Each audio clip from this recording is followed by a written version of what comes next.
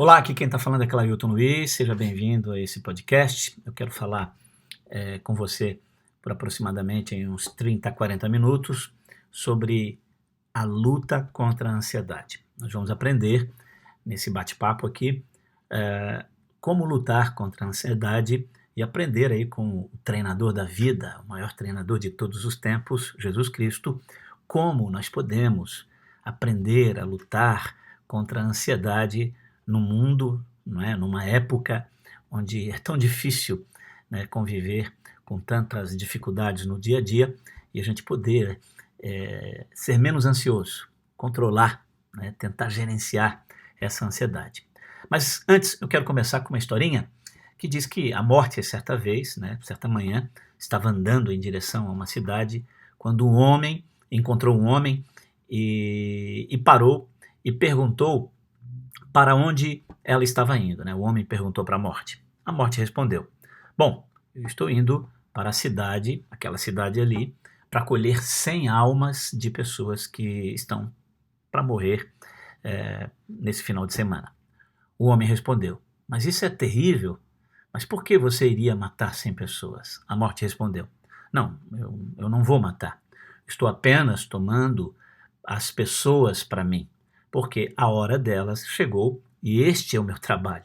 E hoje eu tenho que pegar, entre hoje e amanhã, né, nesse final de semana, 100 almas para mim. O homem, com medo de estar na lista, tratou logo de sair da cidade, mas preocupado por ter muitos parentes lá, ligou para o maior número de pessoas possível, alertando-as para que não saíssem das suas casas, pois a morte iria visitá-los. Mais tarde, quando a morte estava saindo da cidade, o homem a reconheceu. Mais uma vez, ele estava furioso e disse: mas você falou esta manhã que ia levar apenas 100 pessoas, porém morreram 1000 pessoas hoje. A morte respondeu: não fique com raiva de mim, meu jovem. Eu só iria levar 100 pessoas mesmo. Mas algum fofoqueiro espalhou a notícia e a preocupação acabou matando as outras 900 pessoas. A preocupação tem, né, moral da história, uma habilidade fantástica de matar pessoas. Tem um importante escritor, né, poeta americano, Robert Lee Frost. Ele é um dos mais importantes poetas aí dos Estados Unidos no século XX. Ele escreveu: a razão, porque a preocupação mata mais pessoas do que o trabalho, é que as pessoas se preocupam mais do que trabalham. Parece inacreditável, mas a preocupação tornou-se um passatempo do ser humano. Para muitas pessoas, a preocupação está tão arraigada às suas personalidades que as velhas preocupações, né, antes abandonadas, partiram agora na busca de novas vítimas. Elas se tornaram, essas pessoas, essas novas vítimas, tão dependentes da preocupação como o ar do qual elas precisam respirar e viver diariamente. Simplesmente esqueceram, ou talvez nem acreditam, que existe uma outra maneira de viver para enfrentar essas preocupações. Mas as pessoas de hoje em dia não passam um dia sem assistir essas notícias sensacionalistas, desses noticiários policiais que a gente tem na TV aí, né? Quem assiste essas reportagens tem a sensação de que às vezes, eu não sei se você teve já essa sensação, de ver sair sangue no canto da TV. Parece que daqui a pouco vai espremer e vai sair sangue ali, né? O sensacionalismo é aquilo que transmite sensações, exagero e até o ato para emocionar e escandalizar a pessoa. Tem um livro chamado Espreme que Sai Sangue. É um estudo aí do sensacionalismo na imprensa. É escrito por Danilo Angrimani Sobrinho. O sensacionalismo, né, segundo ele, também é usado para ganhar audiência na mídia, seja a mídia em movimento, né, na televisão, em uma imagem sugerida no rádio, ou aquelas imagens congeladas nas páginas do jornal, simplesmente para chocar o público.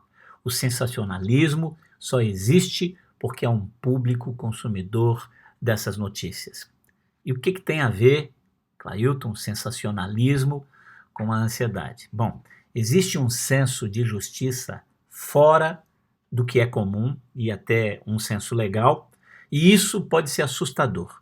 O ser humano é o único que tem o prazer em ver, testemunhar e comentar a tragédia sobre a vida das pessoas.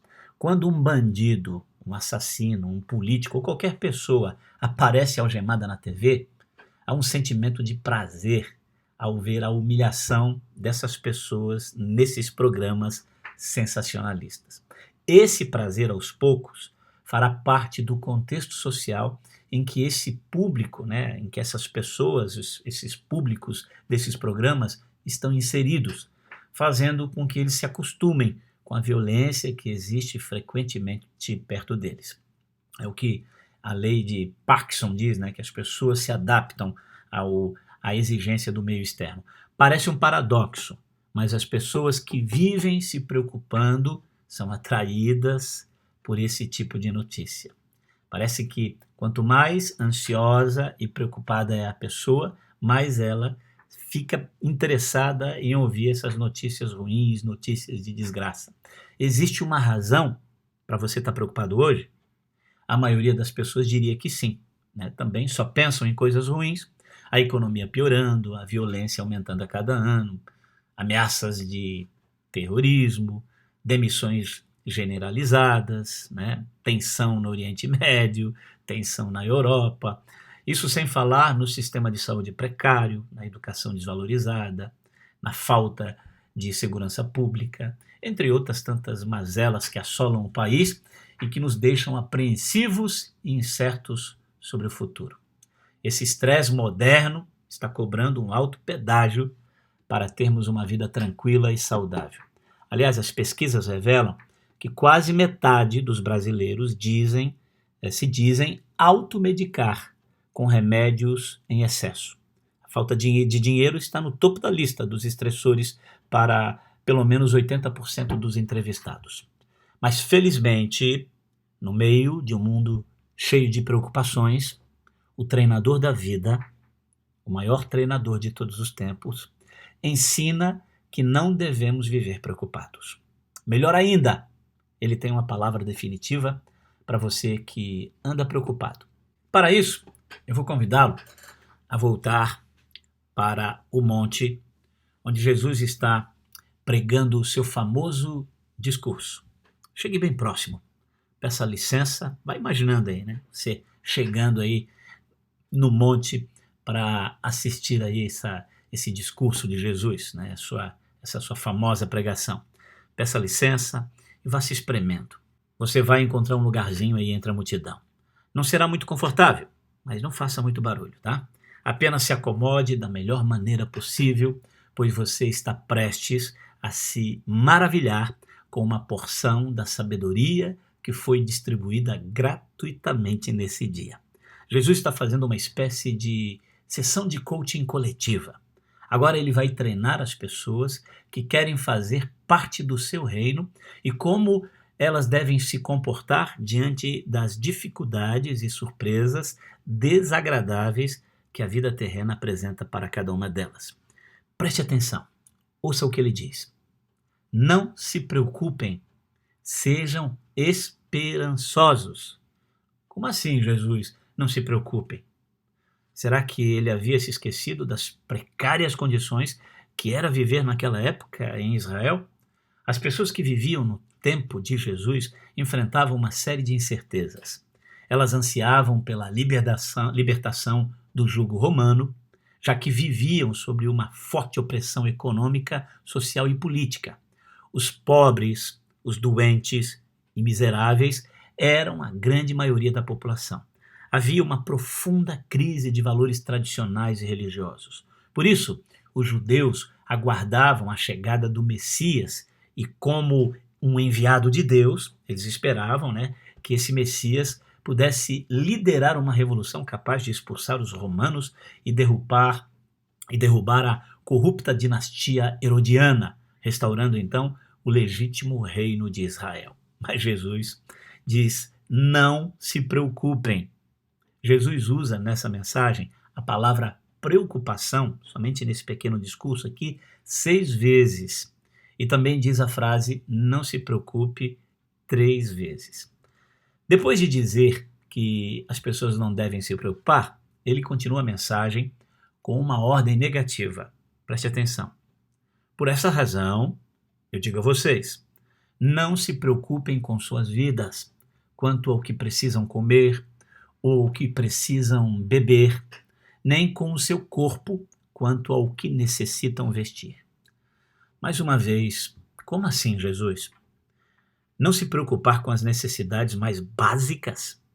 Bom, ao afirmar isso, Jesus diz que as pessoas deveriam parar de se preocupar sobre o que comer, o que beber e o que vestir, porque Deus irá satisfazer as suas necessidades básicas.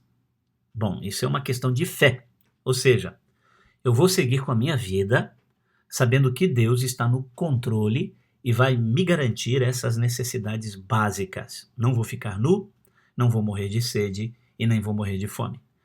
Mas quer dizer então que eu não preciso trabalhar para comer, uma vez que, se eu tiver fé, Deus me garante a comida e também o que eu preciso comer, né, o beber e me vestir? Não, não é bem isso. Preste atenção, pois não é isso que Jesus está dizendo nem ensinando aqui. Não se preocupe não significa não planeje.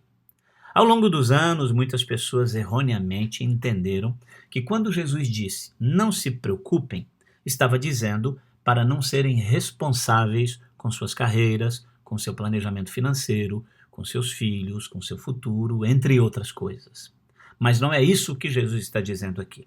Jesus é a favor do planejamento. A própria vida de Jesus, a sua missão foi toda planejada e ele seguiu esse planejamento sem nunca se atrasar, sem nunca se distanciar desse planejamento.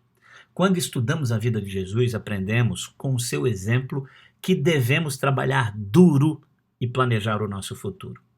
Como temos visto, a vida de Jesus é pautada em um rigoroso cumprimento de profecias planejadas há milhares de anos. Portanto, maior planejamento que esse não existe. Fazer o contrário é ser tolo e inconsequente, é ser preguiçoso. Então, para garantir suas necessidades básicas, comer e vestir, você precisa planejar e trabalhar sim, meu camarada. Não se preocupe também não significa não faça nada. Se você não está preocupado com seus filhos brincando perto de um trânsito perigoso, você é um pai irresponsável. Se você não estiver preocupado com sua saúde, você também é um irresponsável. Você precisa ter algum grau saudável de preocupação para agir na direção da prevenção. A isso podemos chamar de responsabilidade. Perceba aqui que pode ter dois significados para a palavra preocupação. Significado nenhum. Preocupe-se apenas e não faça nada, né? Apenas se preocupe e sofra com essa preocupação. Ou, segundo significado, preocupe-se, mas também haja. Responsabilidade é quando você pode fazer algo para ajudar na situação, para que você faça o que pode estar ao seu alcance. Faça a sua parte. Jesus continua o treinamento, a sua palestra, agora provando sua tese com muita sabedoria, dando 4 razões pelas quais você não deve se preocupar. Vamos lá então. É bom você anotar aí. Tá? Se você tiver com uma caneta, vá anotando essas 4 razões que são muito importantes. A primeira dela, o que é mais importante? Ele fala, não é a vida mais do que o alimento e o corpo mais do que o vestuário? Ele está dizendo que Deus garantirá sua sobrevivência por uma questão óbvia. A vida é mais importante do que o alimento e o vestuário. Uma vez que Deus lhe deu vida, ele certamente pode sustentá-la. Isso faz sentido para você? Se você estiver querendo se preocupar, pelo menos se preocupe com algo mais importante, com a sua vida, por exemplo. Jesus sabia que as pessoas estavam mais preocupadas se teriam o suficiente para comer e o que vestir por conta de suas péssimas condições financeiras na época. Mas isso não era mais importante que a vida, pois do que adianta você se preocupar com a comida de amanhã se você não estiver vivo amanhã? Pense.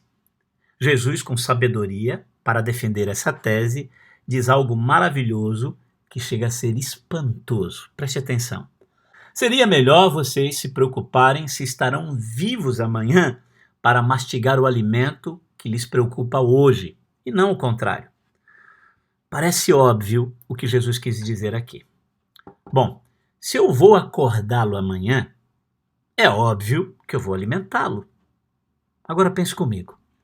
O que é mais fácil para Deus realizar em nossa vida? Nos alimentar ou nos manter vivo? Qual é o ato mais incrível e sobrenatural? Pense. Alimentar-me, eu até consigo, né? Eu posso amanhã fazer um trabalho, procurar, pedir ajuda, eu posso me alimentar. Todavia, eu não tenho o poder de me manter vivo amanhã. Eu não tenho o poder de me manter vivo nos próximos dias. Eu não tenho o poder de me manter vivo nas próximas semanas, meses e anos. Mas eu posso trabalhar hoje. E depois de receber o meu dinheiro pelo meu dia de trabalho, eu posso ir a um mercado e comprar os alimentos que me sustentam por alguns dias, por uma semana.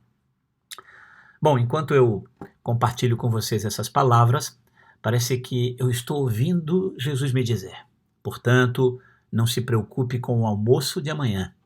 Preocupe-se com o seu coração, se ele vai parar de bater, de funcionar esta noite. Preocupe-se se você está cuidando para manter o seu cérebro funcionando com cada um dos 10 bilhões de neurônios ou 100 trilhões de contatos e sinapses. Preocupe-se se o bombeamento do seu coração estará ativo.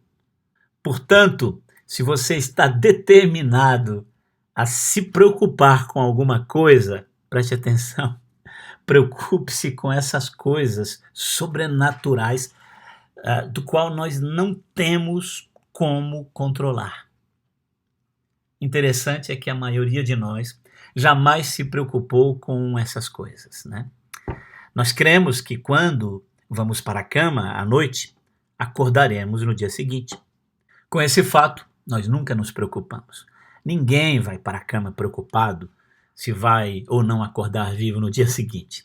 Jesus nos ensina aqui que se Deus tem o poder de mantê-lo vivo, de acordá-lo amanhã, então ele vai providenciar a você algo para comer e algo para você vestir amanhã. Do contrário, não haveria motivo para mantê-lo vivo. Faz sentido para você isso? Bom, se você crê em um Deus criador, você deve também crer em um Deus mantenedor. Caso isso não aconteça, sua fé será simplesmente inconsistente, incoerente. Em uma escala muito menor, se um joalheiro lhe vende um anel de diamante para você dar como presente à sua amada, ele com certeza lhe dará uma caixa para colocar esse anel, certo? É claro, ele vai lhe dar uma linda caixa. O dom do anel assume uma caixa. Da mesma forma, se Deus lhe dá a vida, ele vai cuidar para que esta vida se mantenha viva pelo tempo e propósito que ele quiser. Jesus continua este incrível sermão, agora abusando de uma ferramenta poderosa de treinamento ou de coaching, que ele sempre usa sem moderação, que é a pergunta poderosa. E aí nós chegamos à segunda razão pela qual você não deve andar preocupado. Quem é mais importante? Vejam o que ele diz. Vejam os passarinhos que voam pelo céu. Eles não semeiam, não colhem, não guardam comida em depósitos. No entanto, o Pai de vocês, que está no céu, dá de comer a eles. Será que vocês não valem mais do que os passarinhos? Eu esqueci de avisar vocês aí, pessoal, que estão me acompanhando, a passagem bíblica, né? Você pode acompanhar isso em Mateus, capítulo 6, versículos 25 ao 34, e também você encontra em Lucas, capítulo 12, do versículo 22 ao 31, e também capítulo 16, versículo 13. Ok? Então vamos dar continuidade aqui. Deus é um pai compassivo e bondoso, cuidando dos seus pássaros, alimentando-os como eles precisam. Do mesmo modo, a vida de um filho de Deus não é esquecida isoladamente, mas observada sob o cuidado vigilante de um pai que atende às suas necessidades. Em um mundo áspero, que não parece se importar com as pessoas, isso vem como uma excelente notícia para nós. E o ponto é que, quando nós somos responsáveis em levar a cabo nossas responsabilidades, Deus é fiel para cumprir suas responsabilidades, a sua parte com a gente. Vejam isso nessa maravilhosa afirmação de Jesus. Se ele cuida dos pássaros, quanto mais valiosos são vocês. Não se preocupem, tenham esperança, disse Jesus. Uma vez que a humanidade é criada à imagem de Deus, os homens, as mulheres, são muito mais valiosos para Deus do que as aves. Os pássaros, por exemplo, gastam energia em fazer o que é natural, como a construção de ninhos, a coleta de alimentos para os seus filhotes, mas na realidade quem os alimenta é Deus. Naquela época, a comida era uma necessidade básica que gerava preocupação nas pessoas. Talvez essa não seja a necessidade que lhe preocupa no momento. Talvez o básico de que você precisa seja uma outra necessidade. Ouça Jesus dizendo o mesmo para você. Será que você não vale mais que um pássaro?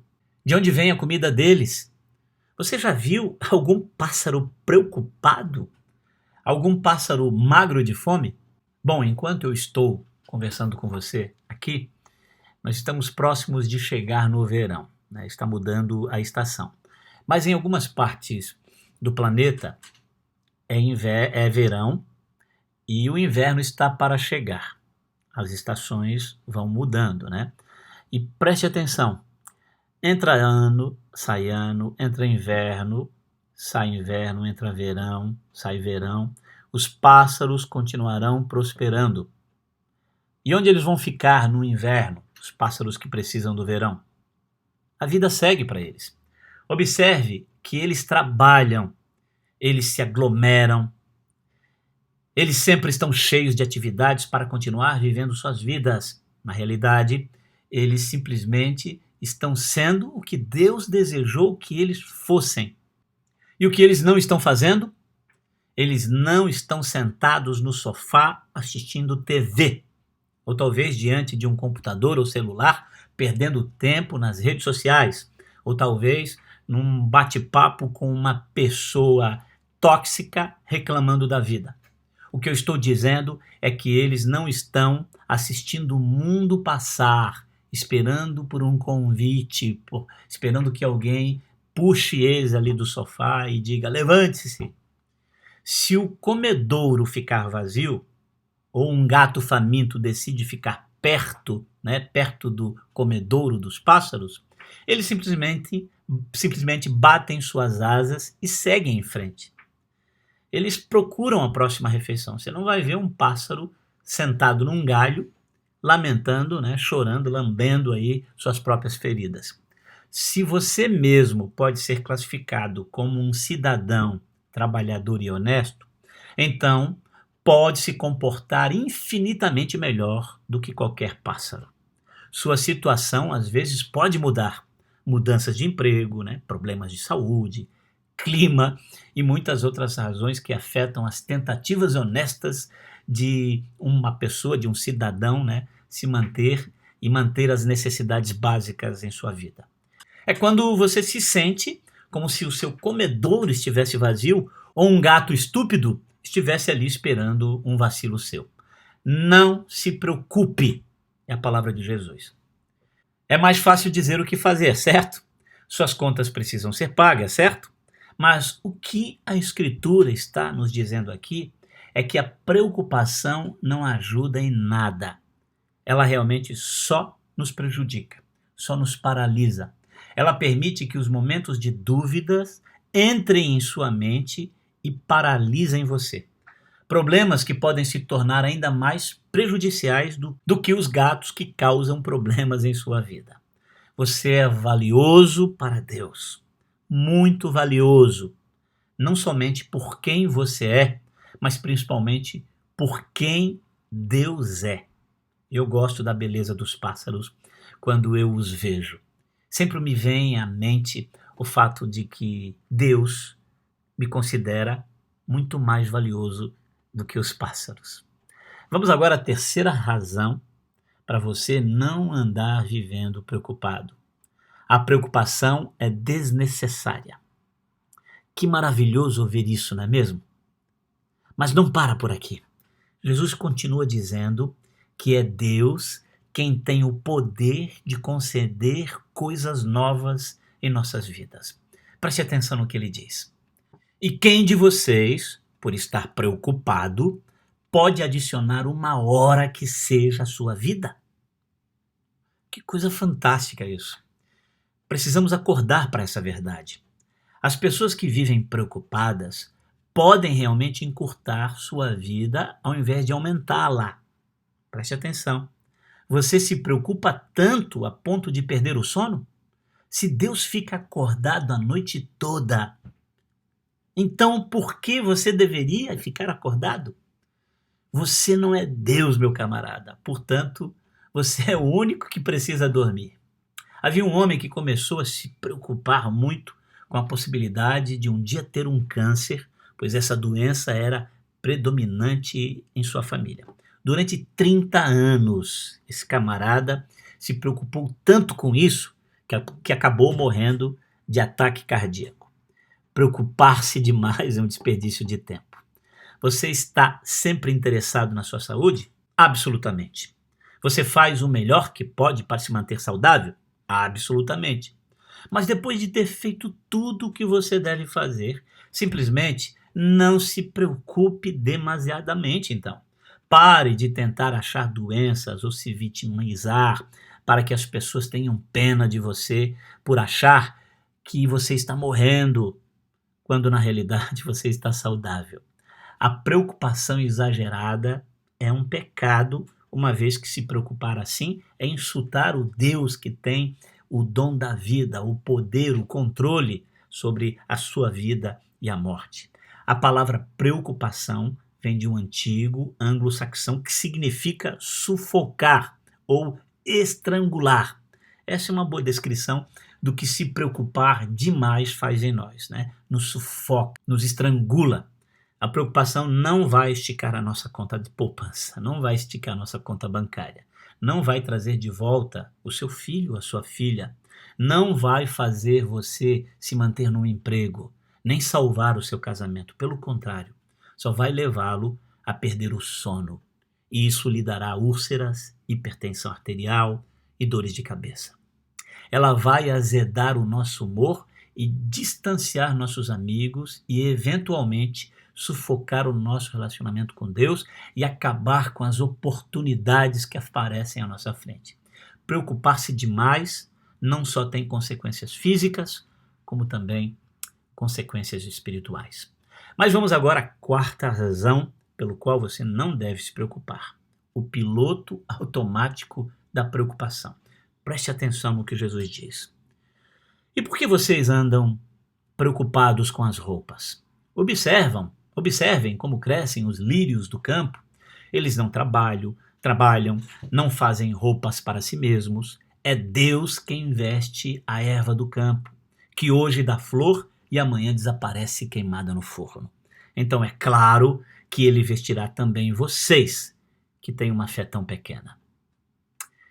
Essa mensagem não está se referindo ao problema de um guarda-roupa abarrotado e seu momento de alta ansiedade enfrentado todas as manhãs ao tentar decidir por roupas apropriadas para o dia e sobre quais cores que realmente combinam com você. Em vez disso, é a necessidade básica de roupas que para muitos, na cultura da Palestina do primeiro século, era uma preocupação. A resposta de Jesus é que as flores do campo crescem e florescem com facilidade e beleza surpreendentes. À primeira vista, as palavras de Jesus aqui sobre os lírios, bem como sobre os pássaros, são adoráveis, mas elas não parecem ser muito convincentes. À primeira vista. Claro que os pássaros e os lírios não se preocupam com a vida. Isso porque eles não têm aluguel para pagar, né? Você poderia dizer. não tem parcela do carro, não tem as contas de supermercado, as mensalidades da faculdade para mantê-los acordados durante toda a noite. Os lírios não sofrem com isso, nem os pássaros. Mas para refutar esse tipo de pensamento sabotador, Jesus ainda diz: observem os lírios do campo. Preste atenção, o verbo observar é uma palavra forte aqui. Isso significa mais do que apenas um simples olhar casual. Significa uma observação atenta. Significa usar sua inteligência e não agir como um animal irracional. Jesus está pedindo para estudar a beleza dos lírios. Eles não precisam de nenhum jardineiro para cuidar deles. Do que eles dependem, no entanto, é da chuva e do sol oferecidos pelo Criador. Eles não trabalham, nem tecem ou ganham a vida, mas, no entanto, são cuidados por Deus e são lindos. Faz sentido para você isso? Da mesma forma que deve observar os lírios, né, que você deve observar ele como Jesus fala, observe. Então, também observa a sua vida e veja que é mais importante que os lírios. Pare de ficar murmurando e reclamando da vida como se estivesse programado apenas para olhar o mundo na cor cinza. Observe a vida maravilhosa que você tem, meu amigo. Pare de agir no piloto automático, machucando-se mentalmente toda vez que o mundo não gira à sua volta, vivendo conforme suas crenças limitadoras. Observe as oportunidades incríveis que Deus oferece diariamente para você. Preste atenção em sua vida, nos lírios lindos que florescem diariamente no jardim da sua vida. Pare de ficar apenas observando o copo meio vazio. Você pode deixar passar coisas incríveis, grandes oportunidades podem estar quicando à sua frente. Pare e observe. O estudo do lírio como remédio pode nos ajudar a fazer uma interessante comparação. Os cientistas que analisaram a composição química dessa planta, da planta que conhecemos pelo nome comum de lírio do vale, descobriram que deriva dela uma substância chamada convalatoxina, que é usada principalmente para insuficiência cardíaca aguda e crônica. Bom, eu acho que é muito mais do que uma coincidência o fato de que o lírio do vale possa produzir um remédio que é bom para o coração. Os cientistas encontraram fortes ligações entre preocupações e estresse a um estreitamento das artérias do coração. A preocupação é ruim para você. Assim, aprender com o lírio do vale, na verdade, é bom para a saúde do seu coração. Mas a ênfase muda ligeiramente quando Jesus fala da roupa e da erva do campo. Uma espécie bem menos importante que os lírios.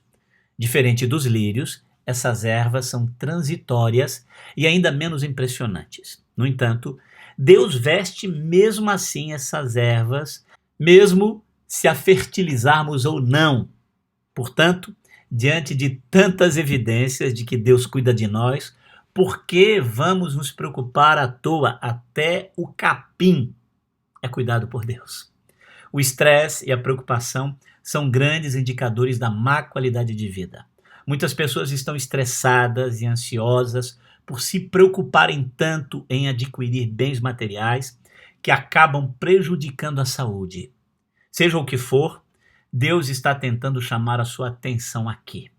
Este é o momento de você submeter a Ele e ouvir a sua voz. Deus está tentando lhe dizer, por meio dessas circunstâncias pelas quais você está vivendo agora. Por isso, observe e preste atenção. Fique parado por um momento e deixe passar o mundo enquanto você observa e escuta o Espírito de Deus falando com você. Se existe uma coisa que nos deixa excepcionalmente bons, é quando tornamos válidas as crenças positivas que defendemos e nas quais acreditamos. No entanto, se você tem uma tendência para ver somente os atributos negativos das pessoas, esse poderá ser o seu foco e, inconscientemente, você não conseguirá observar que as pessoas têm coisas boas para apresentar em suas vidas, segundo suas crenças, e isso tem que ser respeitado. Quando Jesus diz, observem os lírios do campo, ele está dizendo, mudem o foco. Prestem atenção nas coisas boas que estão acontecendo à sua volta. Observem. Deem foco nas oportunidades. Há 3 aspectos que determinam o nosso foco. As crenças, sua convicção de sempre ver o mal nas pessoas. Você crê que determinada pessoa tem cara de pilantra e não há nada que lhe faça mudar de ideia. Depois, os valores. Acontece quando você provavelmente identifica traços em determinada pessoa que infringem seus valores e, portanto, você julga essas pessoas ruins. E nossas representações internas é quando você está disposto a assumir que tem uma visão interna de que as pessoas ou suas atitudes são mais negativas do que positivas. Assim, quando você olha para as pessoas, é comum você perceber coisas negativas, pois acredita que consegue identificar quais valores estão em concordâncias com o seu. E isso tudo acontece porque suas percepções são baseadas na sua representação interna de que determinadas pessoas são mais negativas do que positivas. Agora, aqui está um conceito interessante. Essa percepção é apenas uma projeção. Só podemos perceber o que está projetado em nossa consciência. Isso vem de um psiquiatra e psicólogo suíço chamado Carl Jung, que é um dos 3 pais da psicologia, juntamente com Freud e Adler. Ele disse que o que percebemos fora de nós é um reflexo do que somos. Isso significa que não podemos perceber nada fora de nós mesmos que não seja nós mesmos. Então, quando você olha para o mundo, está projetando essa sua visão de realismo nele, de realidade. Como resultado, você distorce o mundo real para se encaixar nesse paradigma interno e exclui inconscientemente todas as afirmações reais que são opostas a esse paradigma. Assim, enquanto você não estiver consciente desse processo, dificilmente você começará a mudá-lo. Jesus diz, observe. Quando você estiver começando a julgar uma pessoa, pare e pense. Dê um passo para trás e diga para você mesmo, eu realmente julgo essa pessoa injustamente ou estou tentando encaixá-la no meu mapa mental do meu mundo? Comece a mudar o seu foco para o que é positivo sobre você e sobre as pessoas. Observe o mundo real. Tome conhecimento do que você pode apreciar sobre o mundo e as pessoas que vivem nele. O que você achou bom, útil e talvez até admirável nas pessoas. Observe. Estou disposto a apostar que você poderá observar coisas muito mais positivas do que você pode imaginar. Perceba que Jesus fechou com uma compreensão. Homem de pouca fé, que é uma expressão única dirigida aos discípulos de Jesus. Preste atenção. Ele não indica uma ausência de fé, mas a deficiência de fé. Jesus está dizendo, confie em Deus para atender às suas necessidades e ponto. A fidelidade de Deus é a questão aqui. Será que Deus cuidou de você ontem? E quanto ao dia anterior? E o outro dia antes desse? E ao ano passado? Então, como é que você está preocupado hoje? Que tipo de Pai Celestial você tem, meu amigo? Algumas pessoas têm fé suficiente para acreditar que Deus vai levá-las para o céu, mas não o suficiente para acreditarem que Ele vai cuidar delas nas próximas 24 horas. Elas estão absolutamente confiantes na doce partida, mas têm medo do desagradável aqui e agora ou do desagradável amanhã. Uma neblina pode cobrir os prédios de uma cidade até o 7º andar ou descer 100 pés de profundidade. Mas se você pudesse tomar essa névoa e transformá-la em água, ela só iria encher um único copo. A preocupação é assim, como um nevoeiro gigantesco que pode cegá-lo e fazer com que você tire os olhos de Deus e das oportunidades. Quando você vê a preocupação como ela realmente é, você acabará percebendo que ela nada mais é do que um mero copo d'água. Eu, na minha infância, tive uma infância e adolescência, né, muito simples, uma família muito pobre, e eu vivia preocupado. Eu andava muito preocupado. Eu sobrevivi e aqui estou, 47 anos de idade. Mas com 12 anos de idade eu andava preocupado. Eu me preocupava, mas eu não sabia que Deus cuidava de mim. E essa preocupação me atrasou muito na minha vida. Então, precisamos aprender, tá? Vamos levantar a cabeça, fazer a nossa parte e ter fé que Deus fará a parte dele. O que é sobrenatural, o que é impossível, Deus fará por nós. Não ande ansioso, não ande preocupado. Esse tema é o tema de um capítulo, de uma sessão do livro, né, na realidade de um programa chamado Jesus Meu Coach, Jesus Meu Treinador. Se você gostou, você pode ter acesso à segunda parte desse conteúdo, que é uma sessão, uma lição dentro do programa. Jesus Meu Coaching é um programa com 4 e-books. Cada e-book tem 12 sessões. Cada sessão é um momento na vida de Jesus. Um momento em que Jesus agiu como um treinador na vida das pessoas. Se você quer ser um treinador de pessoas, se você quer se ajudar, quer que Jesus seja seu treinador e você quer treinar pessoas, eu convido você a conhecer um pouco mais sobre esse material. Muito obrigado pela audiência de vocês. A gente se vê aí em um próximo podcast. Um forte abraço e que Deus os abençoe.